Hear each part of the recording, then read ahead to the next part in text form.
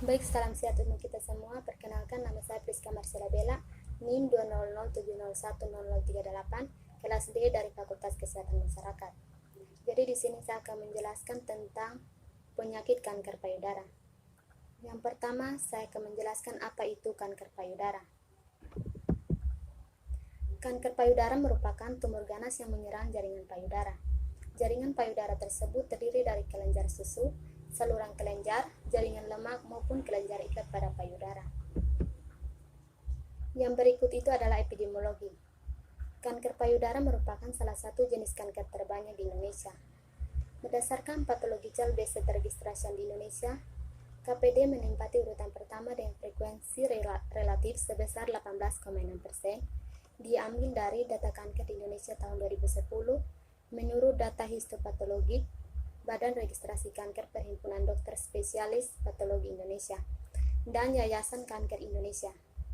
Diperkirakan angka kejadiannya di Indonesia adalah 12 per 100.000 wanita, sedangkan di Amerika adalah sekitar 92 per 100.000 wanita dengan mortalitas yang cukup tinggi, yaitu 27 per 100.000 atau 18% dari kematian yang dijumpai pada wanita. Penyakit ini juga dapat diderita pada laki-laki dengan frekuensi sekitar 1%. Menurut data Globocan, tahun 2012 diketahui bahwa kanker payudara merupakan penyakit kanker dengan presentasi kasus baru atau setelah dikontrol oleh umur tertinggi, yaitu sebesar 43,3%, dan presentasi kematian atau setelah dikontrol oleh umur akibat kanker payudara sebesar 12,9%. Di Indonesia, lebih dari 80% kasus ditemukan berada pada stadium yang lanjut, di mana upaya pengobatan sulit dilakukan. Oleh karena itu, perlu pemahaman tentang upaya pencegahan, diagnosis dini, pengobatan kuratif maupun paliatif, serta upaya rehabilitasi yang baik agar pelayanan pada penderita dapat dilakukan secara optimal. Yang berikut adalah penyebab atau faktor risiko. Jadi di sini ada beberapa penyebab, yaitu yang pertama, jenis kelamin wanita jauh lebih tinggi dibandingkan pria, usia yang bertambah paling banyak pada usia di atas 50 tahun, belum pernah hamil sebelumnya, mulai menopause pada usia lebih tua yaitu setelah usia 55 tahun, mulai menstruasi sebelum 12 tahun, riwayat kanker payudara pada diri sendiri atau pada salah satu payudara, riwayat kanker payudara pada nenek, ibu, adik, kakak, tante, atau anak sekandung. Baik, yang berikut itu adalah klasifikasi. Kanker payudara dapat invasif atau non-invasif dan Peges disease. Yang pertama, kanker yang bersifat invasif, yaitu yang dapat tumbuh dan menyerang ke jaringan di sekitarnya, dan sel-sel ganas dapat terpisah dari tumor induk untuk menyebar ke bagian-bagian lain di dalam tubuh.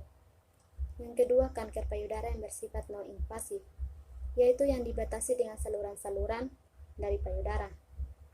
Ketiga, terdapat kelainan pertumbuhan sel-sel pada lobular payudara dan bersifat non-invasif. Pada kondisi ini disebut lobular carcinoma in situ LKIS dan memiliki DKIS atau LKIS, meningkatkan risiko untuk berkembang ke arah kanker payudara invasif.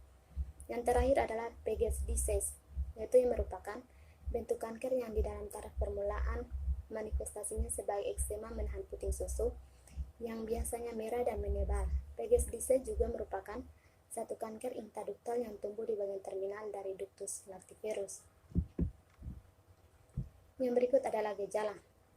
Sini saya akan menjelaskan. Yang pertama, keluhan di payudara atau ketiak dan riwayat penyakitnya, yaitu ada benjolan, ada kecepatan tumbuh, terasa sakit, nipple discharge, retraksi putih, ruksa pada areola, kelainan kulit, perubahan warna kulit, puting susu dan areola melekuk ke dalam atau berkerut, perubahan bentuk dan besarnya payudara, adanya benjolan di ketiak, edema lengan.